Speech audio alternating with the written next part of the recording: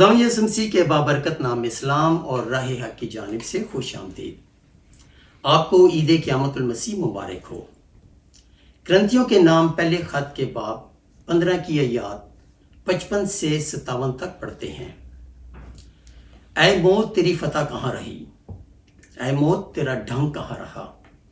موت کا ڈھنگ گناہ ہے اور گناہ کا زور شریعت ہے، مگر خدا کا شکر ہے جو ہمارے خداوند یسوع مسیح کے وسیلہ سے ہم کو فتح بخشتا ہے۔ عید قیامت المسیح بلا شبہ نسل انسانی کے لیے سب سے بابرکت موقع ہے۔ خدا نے آدم کو اپنی شبیہ پر بنا کر اس کو کل کائنات پر اختیار دیا۔ باغ عدن میں جانوروں کے نام رکھنا دراصل ان پر آدم کے اختیار کا ثبوت تھا۔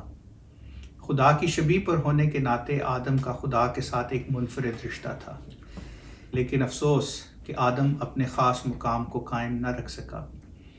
ممنوع درخت کا پھل کھا کر آدم گنہگار ہوا اور اس کی خدا کے ساتھ رفاقت میں دوری آ گئی۔ وہ کائنات پر اپنا اختیار بھی کھو بیٹھا۔ خدا نے آدم کو تنبیہ کی تھی کہ جس روز تو نے اس درخت کا پھل کھایا تو اسی روز مر جائے گا۔ موت حقیقتاً دوری کا نام ہے۔ گناہ کے باعث آدم 4 مختلف انداز میں مر گیا۔ بالفائز دیگر آدم 4 چیزوں سے دور ہو گیا۔ نمبر 1، آدم اور خدا کے رشتے میں دراڑ پڑ گئی۔ وہی آدم جو ٹھنڈے وقت میں خدا کے ساتھ رفاقت کا منتظر ہوا کرتا تھا، اب خدا کی آواز سن کر چھپ گیا۔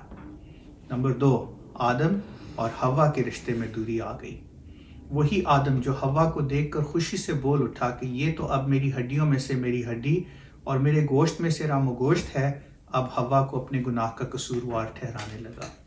نمبر 3، آدم کی کائنات اور تخلیق سے دوری آ گئی۔ وہی زمین جس کی باغبانی اور نگہبانی آدم کی ذمہ داری تھی اور وہ ہر درخت کا پھل بلا روک ٹوک کھا سکتا تھا، اب اس کے لیے اونٹ کٹارے اگانے لگی۔ اب اس زمین کی باغبانی اور نگہبانی آدم کے منہ کے پسینے کے بغیر ممکن نہ رہی۔ نمبر 4، بالآخر 930 برس کی عمر میں آدم طبعی طور پر مر گیا۔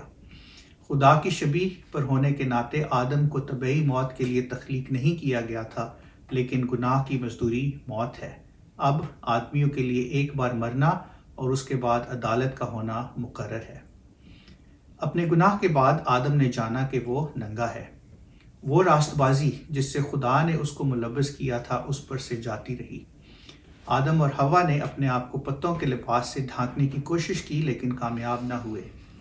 انسان اپنی کوشش سے خدا کے سامنے راست باز نہیں ٹھہر سکتا۔ آدم اور حوا کو ڈھانپنے کے لیے خدا نے ایک جانور کو قربان کر کے ان کے لیے چمڑے کے کرتے بنائے۔ خون بہائے بغیر گناہ کا کفارہ ممکن نہیں، خون بھی اسی جان کا جو خدا خود مہیا کرے۔ اس کی ایک تصویر موریہ کے پہاڑ پر دیکھتے ہیں، جہاں اسحاق ابراہیم سے سوال کرتا ہے کہ قربانی کے لیے ہمارے پاس سب کچھ ہے لیکن برہ کہاں ہے؟ ابراہیم کا جواب تھا کہ خدا خود برہ مہیا کرے گا۔ خدا کے حضور اسی برے کی قربانی قابل قبول ہے جو وہ خود مہیا کرتا ہے۔ اس نے بنائے عالم سے پیشتر ہی اپنے اکلوتے بیٹے ازلی برے کو قربان کر دیا تھا، لیکن اس کا ظہور ہمارے لیے آخری دنوں میں ہوا۔ یوحنا بپتسمہ دینے والے نے اس کو دیکھا تو بے اختیار چلا اٹھا، دیکھو یہ خدا کا برہ ہے جو جہان کا گناہ اٹھا لے جاتا ہے۔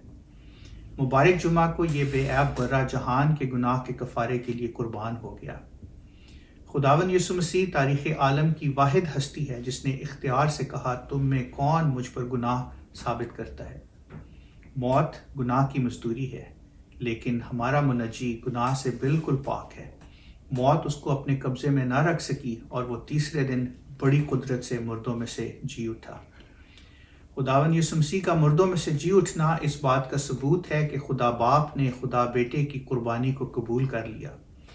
اب جو بیٹے پر ایمان لاتا ہے وہ بیٹے کی زندگی میں شریک ہے۔ پہلے آدم کے باعث موت دنیا میں وارد ہوئی، دوسرے آدم یعنی مسیح نے ابدی زندگی کا دروازہ کھول دیا۔ اگر آپ اب تک اس پر ایمان نہیں لائے تو آج ہی قبولیت کا دن ہے۔ Stop fighting for victory, instead fight from victory۔ خدا آپ کو برکت دے، آمین۔ اے باپ، ہم تیرے بیٹے اور اس کی قربانی کے لیے تیرے شکر گزار ہیں۔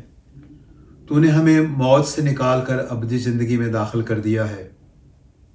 اب ہمیں فضل دے کہ فتح یابی کی زندگی گزاریں اور اس خوشخبری کو دنیا کے ہر کونے تک پہنچا دیں. ہمیں اپنے بیٹے کی دوسری آمد کی تیاری عطا فرما. آمین.